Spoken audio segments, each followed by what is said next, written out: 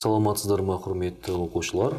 Бұл сабақта біздер көбейту бойынша, яғни көбейту амалы бойынша жай қарапайым теңдеулерді қарастыратын боламыз. Ол теңдеуде бізде құрамында тек қана бір ғана амал, ол көбейту амалы анықталған теңдеу. Мысалы үшін оның түрлері келесідей болуы мүмкін. С көбейтілген 4-ке тең 20 деген теңдеу. Мысалы үшін, берілген теңдеуді байқап қарасаңыздар, бірінші көбейткіш бізде белгісіз. Оны табу үшін не істейміз?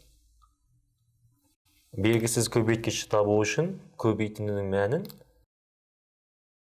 бөліп тастаймыз белгілі көбейткішке. Онда сәйкесінше белгісіз көбейткіш С неге тең? 20 бөлінген 4 ол 5-ке тең. Сәйкесінше С тең 5 болып неге? Белгісіз көбейткіштің мәні болып шықты. Оны сәйкесінше тексеріп көрейік. Тексеру үшін нәрсеміз бастапқы теңдеудегі орнына қойып көру керекпіз, белгісіз әріптің орнына. С-ның орнына 5-ті қойып көрейік. Онда 5 көбейтілген 4 тең болу керек 20-ға.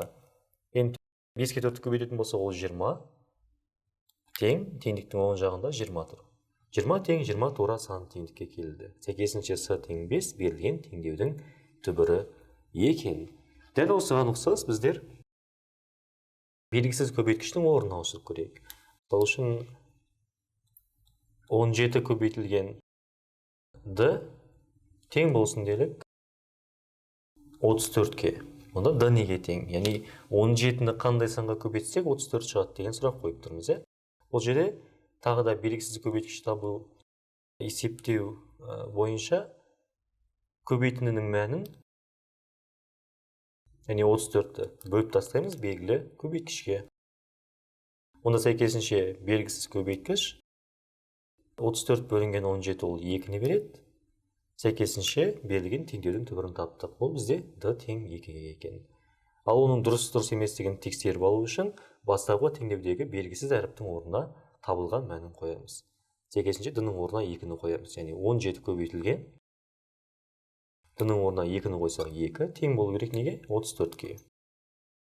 Есептейтін болсақ 17-ні көбейтсек 2-ге ол 34 тең оң жағында 34. Сәйкесінше тура саны теңдікке алып келді. Яғни бұл бізде тура саны теңдік екен. Тағы бір мысал көретін болсақ, былай болсын делік. Мысал үшін